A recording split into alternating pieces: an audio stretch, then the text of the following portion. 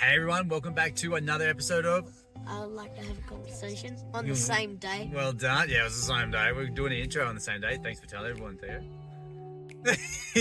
So today, this episode is with Fabs or Fabio. He's on X. He's a guy I met on X, which is a social media platform.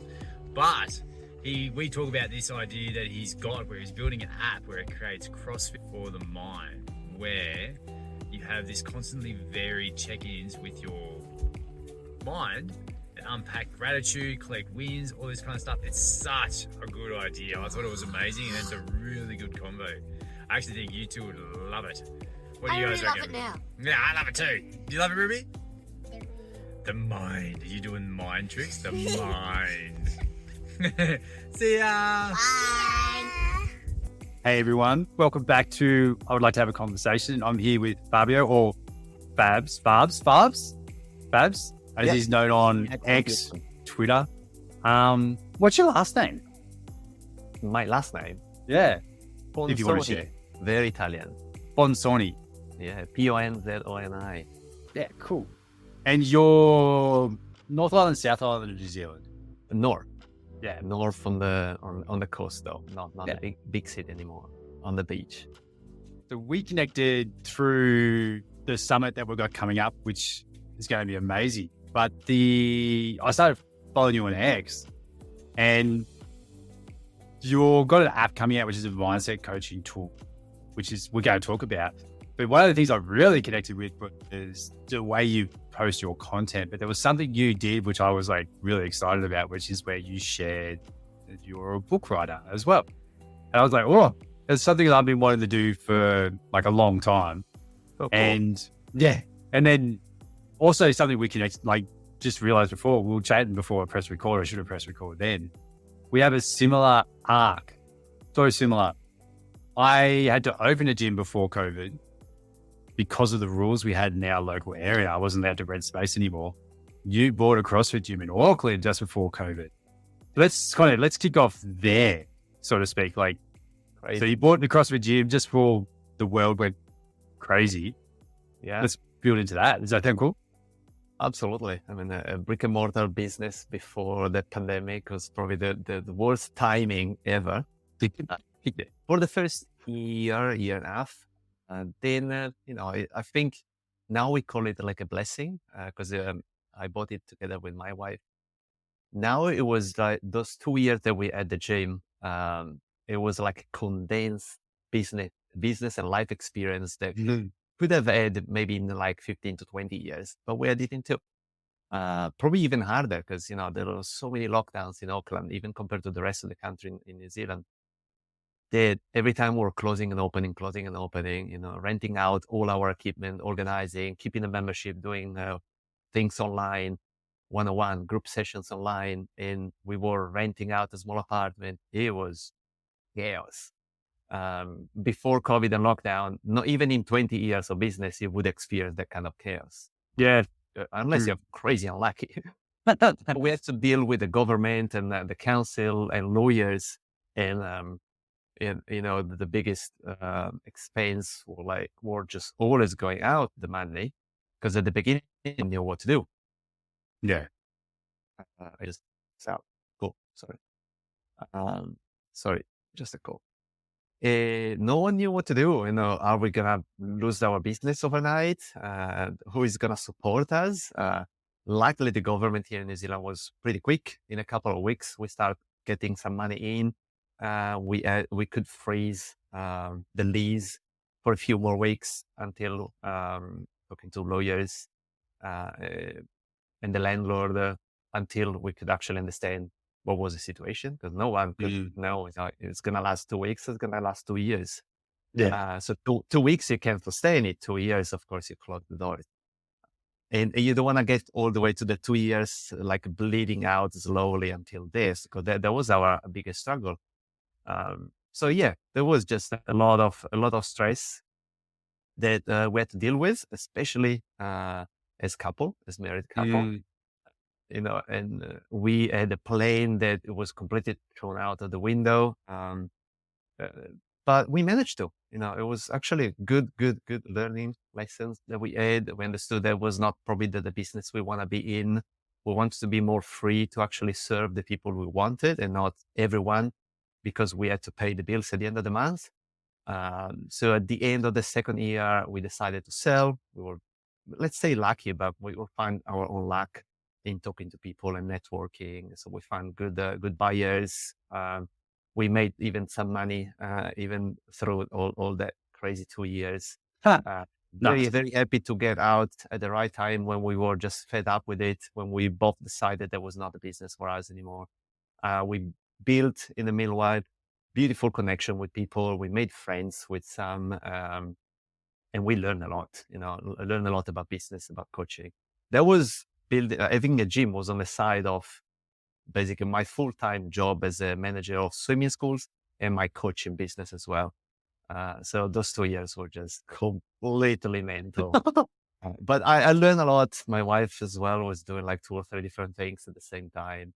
We only had a dog. Now we have a son as well, a little 5, almost 6 month old. Nice. We couldn't have done it with a kid in the equation. But it was just the two of us. We were very active. And, just to let you know, we bought the gym after, I think we had that refreshed energy, because after 5 years in New Zealand, we traveled for a whole year all around the world. So we took basically like a year gap, and we were already like 35, late in life. So we had the security. We went all over, we volunteered all over the world. So when we came back to New Zealand, we had, just very fresh energy. That's why we wanted to build something, have our own business. And that's where, probably why we lasted those 2 years, still being positive. Yeah. Doing all the kind of stuff. So that was our situation at that time. So going through the craziness of COVID, and you sold the gym. What come next? What was the next thing? Next thing was learning from those lessons, probably like 1,000 lessons. I'm not having a more than a business anymore. So we went online a lot more. Mm. I was still managing swimming schools and coaching swimming and water polo. That was no risk, because I was not the owner of the business. So every time I had to, stay out of the swimming pool for lockdowns, it was not a stress for me. So I went more into that, and then I started thinking I want to have my coaching business that was mentoring people like one-on-one, either Zoom or in person. Zoom when we had lockdowns, or in person when we didn't. I wanted to bring that business online so I can scale it, because you know it better than I do. Coaching one-on-one it takes a lot of your time, a lot of your energy. It's not scalable. Yeah. You reach a point that when you do like 15 to 20, that was for me the limit. 15 to 20 hours of coaching one-on-one a week, you're burn out. It's not sustainable for months or years, and it's not scalable as well. So what do you do if you want to grow the business? You can't do 30 to 40 hours. So either you do small groups, big groups, or you go online. Now we have like plenty of tools. So I start thinking of how to transition my business online. I didn't like the general, the common way of doing it, joining an app and being one of the coaches in the app. Yeah. And using the app as a main source, and there is a lot of copy and paste of things. That was not me, because I have completely my own way of coaching. So now in the last 3 or 4 months, I started building my own app. Only because someone in my community said, is a software developer said in one of the spaces we're having on X, said, the tools are out there. You can build anything you want at any time. You just have to do it. I was like, wow, telling me that I only lack work, that I'm an athlete and a coach. The only thing I'm good at is just doing more reps. Yeah, I was like, well, sign me up. Up until that day, I thought I didn't have either the knowledge or the tools to actually do it. That's what was stopping me. I was like, I can't physically do it. I need to hire a developer. I already contacted a few, and they were charging me like 20 to 30 to 50 grand for an MVP, that was like, a bit too much, right? To just throw money into an app that I don't really know if it's going to be successful. And I wanted just a basic MVP, the minimum viable product, to actually test the market and test if people that don't know me will still work with me. That was my main, because it's a new methodology basically for most of the people. So if they are confused, I want to have feedback before I actually build stuff and so on. Yeah. So this guy opened my mind into what I can build. And so I started building it, and I started getting already a lot more feedback, even if it's not functional at the moment yet. So that was my learning from COVID, from having a gym, from juggling, and I think there's something, freedom. there's something really cool in there. You sort of, well, you didn't really touch on it, but like you had this idea, this concept of what you wanted to do. And then someone's like, just go and do it. And you're like, shit, I'm going to go learn a lot of stuff. I want to dive into that a little bit. We'll talk about the app as well. But what was it excitement? Was it kind of like, holy shit, I'm scared? Or like, what kind of stuff come up when you started kind of to learn coding, which is just a beast in itself? Yeah, you don't, nowadays, you don't really need to learn coding. You will learn a bit of coding through learning prompting. That's the only thing you need to learn, because AI tools, and you don't need to code to them. You talk to them. So you prompt anything. Then they send you the code. And then from there, you start looking at that, because you copy and paste, but you start looking at the same things, and you start like, oh, there is an error, and you start correcting the error. So sooner or later, after a few hours, you start learning a bit of how the coding works. So I think it's secondary, something you learn after. Yep. More it's literally learn prompting and how to actually prompt. Because at the end of the day, you get the best results if you gave the software the best prompt. That's just the way it is. Similar to working with a contractor. I hire a software developer. If I don't give them proper instructions, even if they are super skilled, they're not going to give me what I want. And it's not their fault. It's my fault. or it's the communication thing that you need to slowly work, right? With, I mean, my first impression was excitement, just pure excitement. I was like, you just unlock a massive door in front of me. And I knew it was going to be a workload that just, it would take me maybe a year, maybe less, maybe more. But for me, it was exciting, just a new goal, similar to when an athlete start preparing, instead of just training, it's like, I decide to run the marathon next May, the kind of, I know now I have a goal. I know I can build a system toward that goal. I think it's more like how I trained my mind during these past 20 years in taking these challenges as a positive and a kick in the boot thing, instead of like, oh, wow, it's going to be too confusing. I'm going to have problems. I knew that, but that's not what stops me. What stops me, it's physical things, like you don't have the tools to do it. That's it. Okay. Yeah. But once you tell me, it's like, oh, whatever you do, you need to invest $1 million. Okay, you don't have $1 million to invest. So, but other than that, if you just tell me you need to work more, I'll work more. That's what I like. And luckily from last year, I basically retired. I officially retired. I don't need to work to sustain, my house, my living expenses anymore, because of my poor situation that I managed to be in. Renting Airbnb, the books that you mentioned. I have a different source of income that even if I stay at home, I watch Netflix the whole day, I sleep well. But that's always been my plan with my wife as well. We need to sacrifice a few years, and ended up being like 8, 9, maybe 10 years, let's say, of working different jobs and changing and upgrading our life in different ways, until we buy our time. We buy back our time. We need to have time freedom. Now that I have it, that means everything, your basic expenses are covered and a bit more. So you're safe. You have a child, you can support the child and so on. Now they have all the time in the world. Now I can work on just the things I love. That's why, I don't need to cater and build a product or service that people need. I can just build what I want, what I love, and I will find the people that love that, right?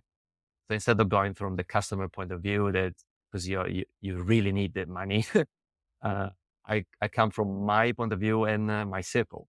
Whatever worked for me until now, it's what drives me even in the future, and I know I can sustain it for as long as I live. If you start building because you sort of let's say desperate, but it's not the correct word, but you really need a product to be successful to make this amount of money because you're paying your expenses. You are not in the same mindset. Hopefully I explained myself right. But when you buy your time, I mean that now you can do whatever you want. You're not afraid of failing. So that's probably the best thing. I'm not afraid if your app, your service, your coaching is gonna make you any money tomorrow or next year. I don't care. As long as it follows, my passion, my beliefs, my values, and I'll work with people that I really care about. So I value that a lot more than actually money coming in my bank account. But I had to create that freedom. No one gave me like millions of dollars. I probably have less money in my bank account than most of the people on X. But I bought back. I sacrificed a lot of that wealth, potential wealth, to buy my health, mental health, freedom and happiness. I wake up during the day. I can do whatever I want, whenever I want. I can, babysit my baby when my wife, she's at the gym because I want her to keep doing what she loves as well. We help each other, those are my priorities. And I managed to create that lifestyle last year. And now I'm building that because I finally have both the tools and the time to do that. It's anyone listening in who's like listening and is like, geez, I must be lucky to be like that. It's not really luck. It's like design, which I would say, but it's I think it'd be cool to kind of dive into, like, this is the tangent I didn't think we were going to go. So like you literally, I talk about this a lot, building your perfect average day. It's not like you're retiring, sitting, well, you are on a beach, but you're not sitting on the beach drinking margaritas and whatever and literally doing nothing. It's like, how would you like to spend your day? What does that kind of look like? And you just reverse engineered from that, not passive, because there's nothing really ever passive, but what income can come in where you can sort of semi-retire yourself so it gives you the freedom to play around. It's something I think, because a lot of the people listening are parents. A lot of parents should really listen hard to. It's really, I'm trying to figure out the way to say it, in the sense of like, people get trapped in this idea of just getting more money and buying more stuff to feel happy for the life that they actually want. When if they figure out, like you have, it's like, this is what I actually want to do every day. And this is how much it costs. And it's not even that hard. I can get into that really easy. Is that kind of how it played out for you? Yeah, absolutely. I mean, I've heard, oh, you're very lucky like 1,000 times. And not just now, because if you know me today, you probably think, but even 10 years ago, we came, just my background is a bit of crazy. After I graduated as an engineer, I quit engineering after like 3.5 years of changing 3 jobs in 2 countries in Europe. But every time I did a massive change, changing job, changing country, going to the other side of the world, I upgraded my life and lifestyle by a tiny bit every single time. But every time I wanted to do one of these changes, families, friends, people around me was like, why are you leaving that? Because no one actually forced me to do anything. It was me and my wife at the time and until today deciding this is okay, but we want better. And doesn't mean like an increase in pay raise. That was probably like, I decided that once in my life. The rest was like, I want more time. I want to live in a better place. I want to, have a pup, have a dog. So if you are away like 12 hours a day, that's not the lifestyle I'm chasing. I'm chasing different lifestyle. I earn less. Cool. I don't care. But this is going to give me this and that. I can live in this place. I can hang out with these people. You meet someone cool. That's a person, I I message, I call, do you want to have a coffee? If you do this kind of decision over and over and over a long period of time, your life changed drastically. Things that we always done, and I've always done as a coach and as an athlete when I was younger, you always project yourself in like at least 5 years time. 4 was 10, then 5. Now it's so hard with the speed of changes. Now 5 years time feels like 200. So even if you project yourself in 2 years time, where do you want to be? But first of all, who do you want to be there, right? Because it doesn't really matter if you live by the beach and you are a big, rich asshole. That's what's part of my French, right? So who do you want to be in 2 years time? And is there someone that could be famous or not famous? It could be your neighbor that has those kind of characteristics. Cool. So what do they do? What did they do in the past 5 to 10 years to become, maybe that kind of a leader, they're very confident or very fit or very funny or whatever you actually want to be. So try to talk to them, network, and talking, even just podcasts, audiobooks, even just consuming that kind of material, just completely rewire your brain to become that person. So I started doing that like 20 years ago. Just even when I was a teenager, I started like looking out for like athletes that were better than me in a few things. Oh, why is he swimming better than me? Is he leaner? Is he faster? Does he come earlier at trainings? If the answer was yes, I was like, let's try to do that. If the answer was no, like, okay, let's dig in. Let's talk to them. Maybe it's a mindset. And most of the time, then the big changes are actually not the physical thing. It was actually what they think, what they feel. So who you want to be in 2 to 5 years time? And then where do you want to be? In what kind of situation? Do you want to wake up in the morning and go to the office because you love doing it? It's amazing. A lot of people throw a lot of shit at the 9 to 5. I mean, it's just one way. There's an amount of people that really love going to the office, having the space, the separating work with lifestyle. They don't have an office at home. Great. As long as you're happy. But if you do it because you don't know any other way, you should be, talking more to people. And there is bazillion different ways now you can do it. You can start. Again, I'm lucky because I work whenever I want, from wherever I want. It didn't happen overnight. I had, an engineering job that was a 9 to 5 classic. I started reducing those hours while I was providing even more value to my employer, until it became part-time. Then I shifted from engineering to management. I was still over coaching on the side as my project. You always reduce hours if you want to. There's always compromises you can do. Until the day that you don't need that anymore, you completely jump on a different boat, right? You can go in a different direction, but don't do it overnight because there's too much change too sudden, and it's crazy. If one aspect doesn't go right, then you're lost, right? Even if everything else is okay. So just do one change at a time. Take a year or two, adapt, see if it works. Then you can do another change. I changed so many times. Work and now life, and who I interact with, and that every time I learn something, I try to use it in a different environment, and so on, and learn, listen, talk, read.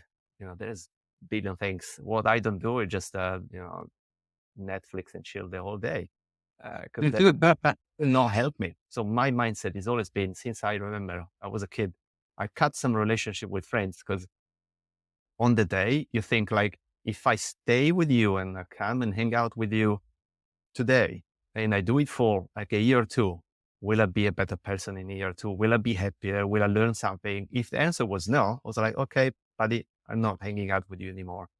And sometimes I've been labeled as the rude and the person that take decision with no evidence.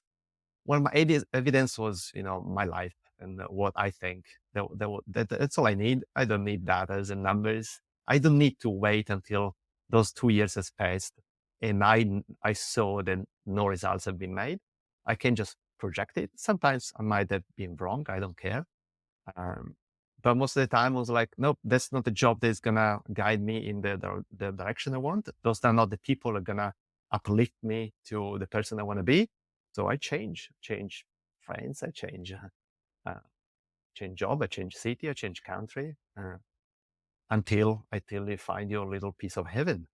Now from Italy, I went from Norway to California to Australia to New Zealand, in 3 different cities in New Zealand. Now I'm the final one where I can see myself, for as long as I want. But again, So you're change- definitely not scared of change. no. So Period of not changing and not improving. That was scary. That was drives me. So let's say some people listening now and literally the thought of change scares the absolute shit out of them. What would you kind of So again, help reduce the threat? yeah, let's call it similar to, and I call it, that's why it's on my profile, habituation, right? The concept of habituation is such a simple but crazy powerful concept. So let's say there are people that are immune to some poisons, right? They didn't become immune overnight just by drinking like a full glass of that poison. They would die because their body is not used to that. They do it by drinking like a drop, or not even a drop, every day, until the drop doesn't do anything. Then 2 drops, 3 drops, then a quarter of a glass, half a glass. And then in 10 years' time, they can drink a full glass of poison. I honestly just came up with the poison right now. I never explained it. Save that. Right now. I'll snip that one up. Drink water. Like, that's the same thing. That's the same thing. So if you're scared of change, it's because probably you're aiming for too big of a change to sudden. You're not used to it. There are too many variables that you don't know. Let's say you want to go from living in your hometown in Italy and working a 9 to 5 to coming to New Zealand, coaching online, having your own house, dog and a kid. It would have freaked me out. It would have been like, I don't know what is New Zealand, what do I eat, where do I do the grocery? There's so many things. Which kid, which dog, which house. That's too much. You can't take it. So it's sort of like even investing your money. There's people that are okay in investing like $1, people that can invest $1,000. You're risk adverse. So change is that you need to get used to it. And if you have never done a single change in your life, of course, your brain is not trained at all to accept it in a positive way. So it blocks it. It just any change at all. I've seen it, I've seen it in my life, and my families and friends in Italy, they are very, very, very super much stuck in their routine and their culture. So every time, even if you talk about, how do you cook the pasta? If you don't put the exact amount of salt in the pasta and the water, they freak out, and they honestly freak out. It's not that they're faking it. They're like, why did you put 2 pinches and not 3? I'd be like, holy moly, who cares? It's like, who cares? For them, it just, no, I've always done 2. My mom has done 2. My grandma has done 2. If you put 3, it's horrible. And they freak out. They don't talk to you for the whole evening. So that's how extreme humans can get, right? To me, if you give me pasta with no salt, if you don't give me pasta, if you do whatever, I'd be like, okay, sure, we can do that. Yes. Food, give it to me. Yeah.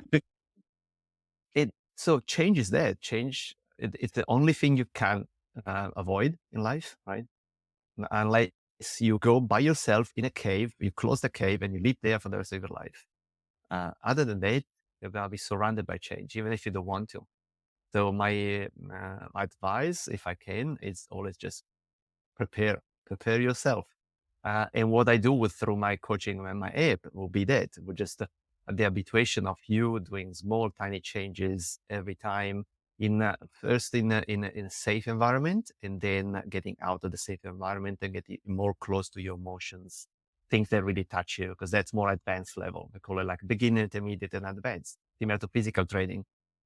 You don't want to start lifting 100 kilos straight away if you can't even lift 20. You go from 20 to 30 to 50 until you can lift 100 kilos.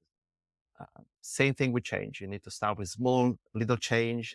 The things that everyone has been saying for decades, start brushing your teeth with your non-dominant hand. That's a change. People freak out. People get, stressed only because of the action at the beginning of the day. Do it for like 30 to 90 days. There is controversial on how long it takes. Yes. Do it for as long as it takes until you mindlessly go to the toilet and pick it up with a non-dominant hand. You start brushing it and you start scrolling your phone. That means now it's in you. Your brain rewired. That's not a change anymore. But you train your brain slowly with tiny little changes that doesn't really affect your life, but rewire your brain. Then you can step up the game and do something a bit harder and a bit harder and a bit harder. So So I think, I think that flows well into talking about your app. What would be, what's the elevator pitch for the app? And we can talk into like the concepts and stuff around it, because really, because it's not really, yes, it is an app, but what it is it's a mindset coaching tool, which is really more what it is. And the app is just to facilitate that. So yeah, let's go into that. I'm excited about this. what I say, if people know the CrossFit methodology of physical training, I say it's like CrossFit, but for the mind. And if you know CrossFit, you're already like, whoa, that's cool. Yeah. Because that's the same thing that happened. So in the year 2000, there was no CrossFit. Everyone before year 2000 was either weightlifting, joining a running club, swimming club, playing soccer. They're all doing those kind of things that you do at CrossFit, but all in separate ways. CrossFit didn't reinvent anything other than how to group everything that was already working into one methodology. So now everyone can train at the same time in the same class, elite athletes and my grandma in the same time. They just scale it, scale the volume, scale the intensity, scale the technique, but the workout is basically the same at the same time. And if you are even the same fitness level as someone else, I might be working on my strength. You might be working on your endurance. Someone is working on their technique and gymnastics. We can scale even the kind of focus. So what I do for the mind is the same. I tried a bunch of different things. You tried yoga, you tried mindfulness, you try everything that is already there, is already working, it's been there for like 20 plus 50 years, even in the Western world. Yoga has been there for 2000 years, but the kind of using it daily for everyone, it's been there for 20 plus years. But there's nothing that combine them all together. There's nothing that is measurable. So if you do yoga or meditation or gratitude journaling for like 2 to 5 years or whatever, you don't know if you're actually getting better. You can have your gratitude journal and do it every single day. Do you know if in a year time you're better at that action, or if gratitude is working on you? The only way for you to know is your own opinion. Yeah, I think I'm more positive. That's a bit too general, at least for me, because you might not be. It might just be in your head. So I wanted to combine all these aspects together. I wanted to be able to have a methodology that is sustainable over a long period of time, because the only change you see either on your muscle or on your mind, if you do it over and over and over for years. It's not a cookie cutter that you do two or three of my workouts and that's it, you're a different person. You're not going to lift the barbell twice and become stronger. And that's the same thing. Your brain works basically the same thing. It takes habituation day by day over a long period of time. So we always, someone more famous than me said that we always overestimate what we can do in a day, but we underestimate vastly what we can do in 10 years. And that's my focus. That's down here, 10 plus years. That's the things that change your life, change the life of the people around you, that builds legacies. Because a year or two or doesn't mean much. So that's where I'm working on. I work only with people that are very committed to, facing any challenge, completely change the person if they want to, or change just a couple of aspects, or being able to face any challenge that life is going to throw at them. So Allos is called the app. It's a mindset coaching app. Where I combine a lot of this methodology using a similar framework to CrossFit. So CrossFit created even workout frameworks, like they call it the MRAP, as many reps as possible. You do one workout with different exercises, and in a specific amount of time, you do as many of those reps as you can. I do an MWAP, as many wins as possible. So you have the same things, but for your mind. So you sit down in the app in the future, but at the moment you can do it even in pen and paper. And you decide the focus. You decide how much time you want to work, 5 minutes, 10 minutes, 20 minutes. Specific time, focus, how many wins can you write down in 5 minutes for the past year, just focusing on your work. There's a specific focus. Let's see how many can you do. So this is very, very measurable because you can do the same exercise in a month time, in 6 months time, in a year time, and see if you can write more wins. If you write more wins, you're getting better at it, right? So then you can scale it. That's another thing. One is measurable, one is scaling, because you don't want to stay at the same level for years, right? You always want to improve. That's why you train, whatever you're training, that's what you should be aiming to, right? So you scale it. So you make the focus very general and you take only a small amount of time. So on your brain, it's sort of like an easy exercise, right? So you take like a year time on a very focused general, like whatever wins in a year time, and you have only 5 minutes. Cool, you write like 3 or 4 things, but it's very easy. You don't need to think too much. Then you start like in a month time. So in the past month, how many wins can you write just related to the food you had? And now you have 10 minutes. So it's a longer period of time under stress of thinking. So you go more in details, more in depth. You know where I'm going, right? You can go like last week, today, in the last hour, and you can go like just focusing on how my feet are feeling in the last hour. People freak out because like they have 0 wins, right?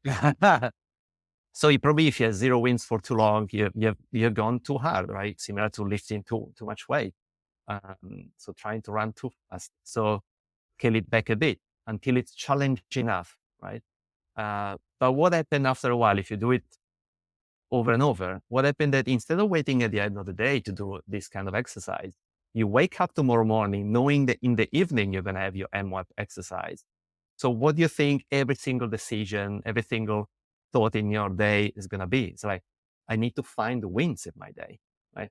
Because I want to score higher over and over. Yeah. So you start thinking, you start interacting with people. You don't want to be angry and pissed off with people anymore. You want to be positive and talking to them and in the right side of things. When you eat mindfully. When you walk, you walk mindfully, and so on, until your list become from 5 to 20 to 50 to 1 billion, and you write so many things. You go, instead of going broad, you go in depth, and that's where the magic happens. All right, you can scale it as much as you want, and that becomes like an habituation, similar to brushing your teeth with a non-dominant hand. Now your gratitude is overwhelming because you always want to score more at the end of the day. And that's just one kind of exercise if you want to work on gratitude and positivity. There are different frameworks I use, different focuses. There are things that focus a lot on your breath. Other methodology that are a bit more complicated. At the beginning, it's very, very quite broad and things that people are very familiar with. Maybe just some breath work, but very, very basic breath work. I'll put you under stress for a few seconds, and then I want you to switch emotion. And that will habituate you. Your boss start yelling at you during a meeting. You don't expect that. People either freak out, they stop talking, they run out of the window, out the door, not the window, hopefully. That's right. Things happen, they stress you out, you don't expect that.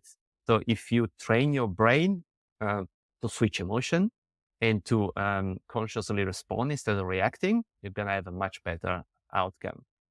If you don't and you freak out, you say things that you didn't want to, or you don't say things you should have said, and so on. So this helps in any aspect of your life. Make sense? More or less how you explain? Yeah. The elevator pitch was much longer than that. Yeah. I love it because it's like, I'm one of these guys, which is like, love the idea of CrossFit. Body wasn't built for it.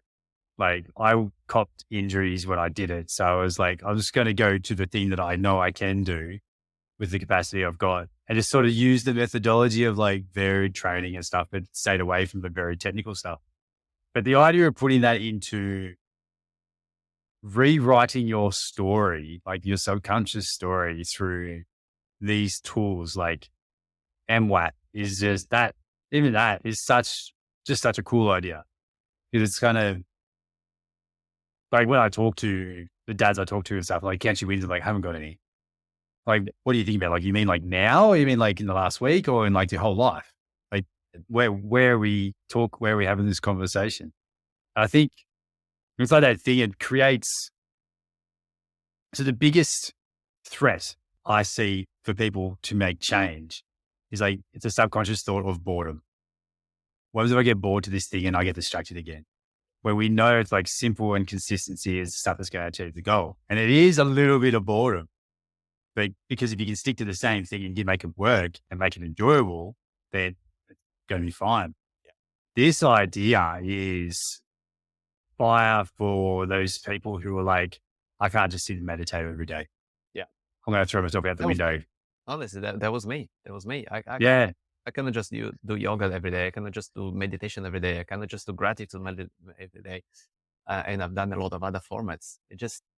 I can do once, twice, 3 times, but it's not going to be long enough to actually make any change. And then the moment you quit after 2 or 3, 5 months, it's not wasted time, but almost, right? It hasn't done any strong and powerful impact on your life at all. You just try something different. It's almost like you end up phoning it in. You said like me, like if you do something for long enough, you get so used to doing it, you just phone it in and you're not really intentional with it anymore. Yeah. Well, this varied response. Changed. Yeah. Yeah. This varied approach is cool because you have to be intentional because you're learning a new thing literally that day to do, which you can still do in a short amount of time. Yep. But yeah, it's such a brilliant idea. What made you come up with it? Impossible to answer that. Yeah, I know. It's a loaded question. Mix of everything I've done until now that's what I think our brains are just beautiful, the most advanced and beautiful and complicated filtering system out there. So we filter like billions of information every single day. So what kind of idea you come up today? Just a mix of everything you've been exposed until that moment. I've been definitely squeezing the filter for a couple of decades. I had the anger issue when I was a teenager, growing up as a professional water polo player, very, very competitive. So anger has been my biggest, let's say, weakness or aspect I had to work on until even now. Never defeated the monster inside me. It's under control now. But that's one aspect of me. So I call him Furious Freddy. And it comes out every now and then, but now it's more like a dialogue between the two of us. So that was a big aspect of what I do now. It's how I work on myself for 20 years. The things I've seen that I would have loved back in the days without going into and making bad decisions and doing stupid stuff. I would have loved to have a tool like this. So that was one of the main decisions. And now, lots of people say the same. Build something that you wish you had when you had the problem to solve the problem. So my idea is like, the professional should always be there, similar to a personal trainer. A coach should always be there, but you don't want to get to those professionals when you're already very unfit, very obese, health problems. It's probably too late. I want to prevent that from happening. Yeah. I want the institution to be there, the professional to be there for extreme cases, right? But 99% of us should be able to stay physically and mentally fit enough and become the person you want to be physically and mentally without going to see the shrink at the end of the week. Make sense? So I don't want you to get like your anger out of control, your negativity, your depression, your stress. That's 99% of the people. That's who I'm targeting. Then, of course, there's things that are chronic, things that are, your life is completely out of control. You should be seeing a professional there. But this app could always be helping you at any time.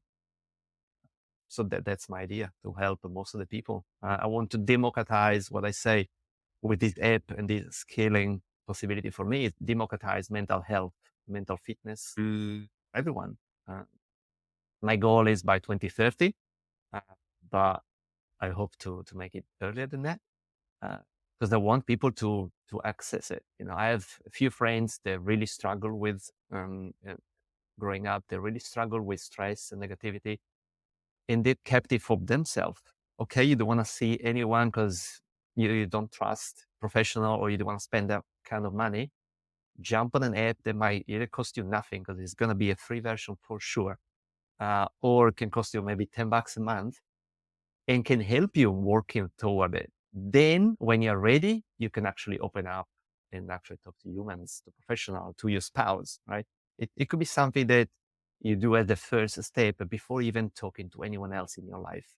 A lot of people take these problems for themselves for too long, until they become too big to solve, and they do stupid things, or things they're going to regret, or they live the life they didn't want for 10 years. Hopefully with these, you'll be able to choose. You want to work on your positivity. Those are the kind of workout you could choose from. These are some programs already built in for you. You can try those ones, or you can do your own way, your own programs as well. Ideal in the future, when I have coaches through the app, they have the same modality, but coach their own athletes as well. Institutions, even workplaces, they can pay membership as an institution, and you as an employee can just use it for free.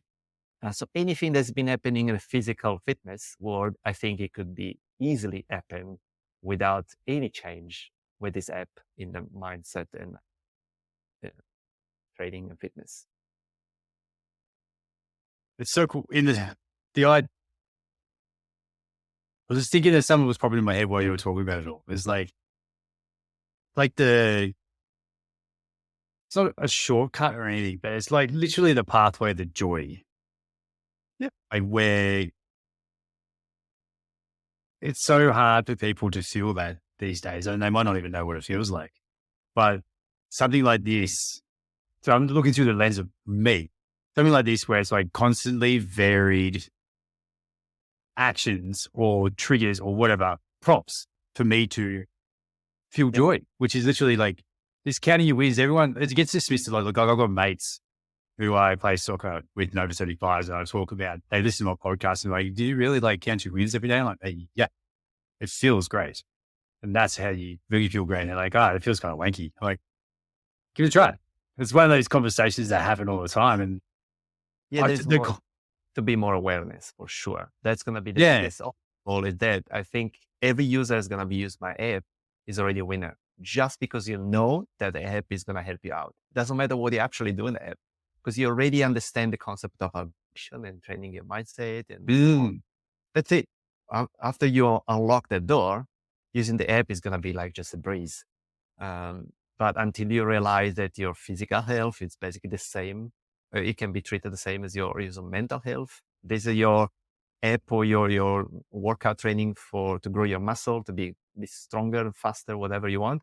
This is your app or your trainings or your program to become more positive, less stress oriented, and more resilient to change, and so on. Exactly the same thing. Once you realize that and you actually understand it and you care about that, that's it. You're already a winner. So that will be the first obstacle for sure. And, not many people talk about that. I grew up in a world where no one at all was talking about that not even my parents. And most of the time you were thinking, especially men, it's a weakness to talk about, I'm too stressed, I'm too negative, and so on. And if you point it out, like, why do you always think that is in a negative terms? Like, what? Well, everyone think that I'm the most positive. Like, just a completely. So my trainings, things are like, one thing that I really like is just taking a scenario, and the most basic and easiest one is a completely made up scenario that doesn't really connect with you. So, it's very easy to talk about. Completely made up scenario, and try to approach the scenario from different angles, from positive to negative to stress, completely different angles. The more angles you manage to approach from, the more wins, right? So that's how you score that one. And people start actually thinking, then you can compare with your friends because the scenario is going to be the same. And then you actually see like, whoa, I never actually thought about that possibility of, approaching that kind of a meeting at work in that way. And you need to be as weird as possible. The, you come up with the most weird things and situations, which are great for you because once, especially a made-up scenario is easy, as I mentioned, something that you step up the game, you become okay. Now think about something that really stressed you in the past week. Now do the same kind of exercise and work on that scenario. Now, well, people just start thinking double. They're like, okay, this is how I reacted is one scenario, but how could I have approached that in different ways? I could have been more positive and even more positive and even more positive. How far can you go, right? Or I could have been more negative because even if you see the negative part, like, okay, so I could have gone like wrong in 5 different ways. At least I didn't choose those 5. So you're already working on like, well, I'm already at a good level, right? But of course, if you notice that at the end of the day, your reaction, the situation that happened is the worst you can possibly think about, there's going to be like, okay, it's a little red flag. I can actually think about other 3 different ways that situation could have been better. So next time, what do you think is going to happen? You're already aware. You work on yourself. I'm an asshole. Because last time there's something similar happened, I've choose the worst possible way that I even think about thinking, in a week time. So now I'm going to choose like a more positive scenario and so on, right? So that's another way to rewire your brain, which is going to impact your life tomorrow. Because if by any chance something similar happened to you tomorrow, you're trained, you're prepared, you're ready to to make a better decision. It might happen in 6 months time or a year time, but the more you do it, the more scenarios you work toward, and the more you're prepared, for anything. And it's really cool, even the community vibe, because I ideally want to join that similar to CrossFit. People scored a similar workout and compare. I do it from New Zealand. A friend of mine does the same workout from Italy, and we compare results and see who did better. So that's sort of a community. It's something fun and engaging and so on. So even gyms can use the app and more. Sounds good too. Sounds good. Awesome. So I'll make sure I link it into the show notes. Before we go though, I want to talk about the books, dude. Oh, Like, yeah, completely. yeah. What led you into doing the books? This is super interesting. That is part of passion, motivation, and part of like us, my wife and I wanted to build our own freedom, buy back time. So diversify our incomes and not just relying on one source. Because we noticed after COVID, especially, if you rely on just one thing and the thing changes without you wanting to, what are your options? You don't want to get to that moment where you're like, now you need to work on something because I'm done. A lot of people went to that point and they took months of stress and negativity because, now I need to find another job. Another aspect, we did not want to rely on others for everything, right? So we wanted to build different source of income. We had passion. She was writing comics when she was a teenager as well. Then she left that, when she grew up, but she was really good at that. I was always reading comics and anime and mangas. I still do. Every now, whenever I want to switch off my brain, I just read some anime or manga, and it's fun. It just completely switch off my brain, and it gets me more creative as well. So there was sort of like both our passion at the back. And so she decided to write one book. I decided to write another one. We put them on Amazon.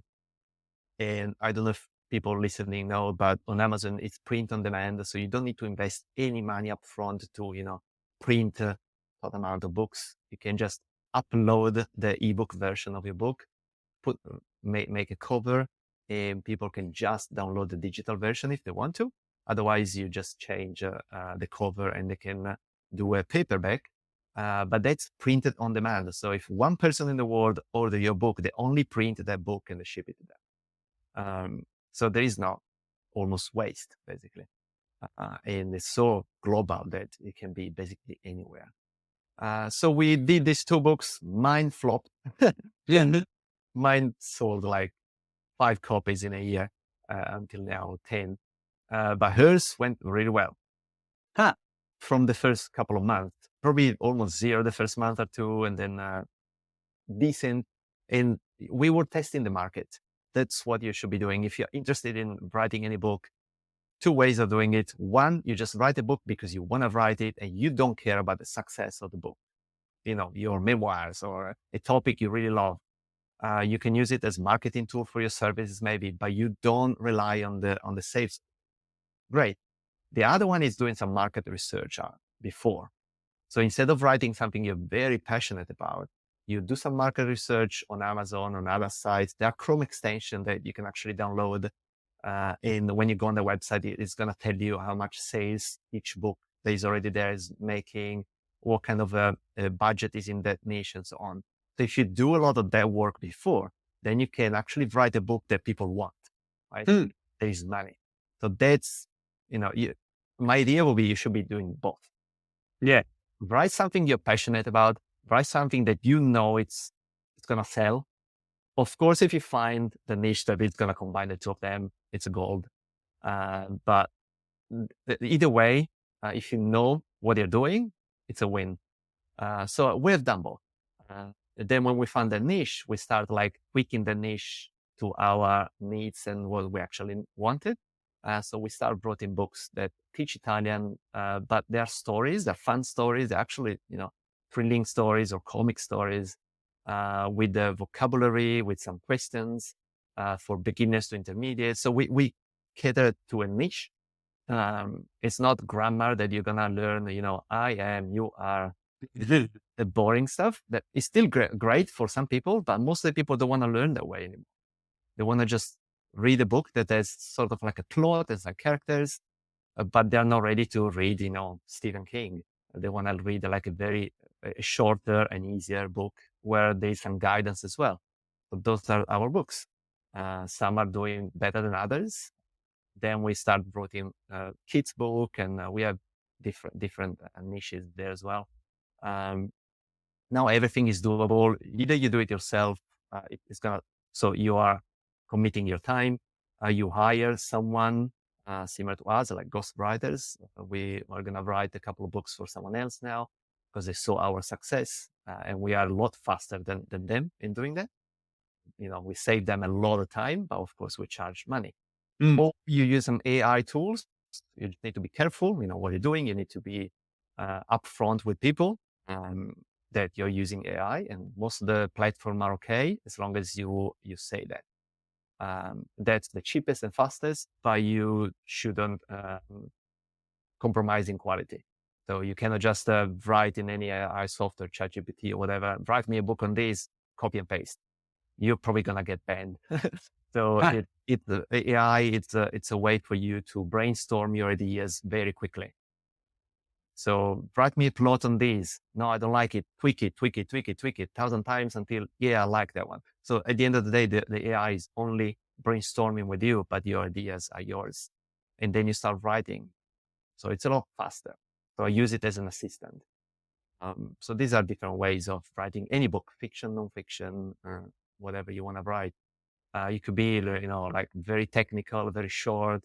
In your niche, it could be a story, it could be, whatever you want.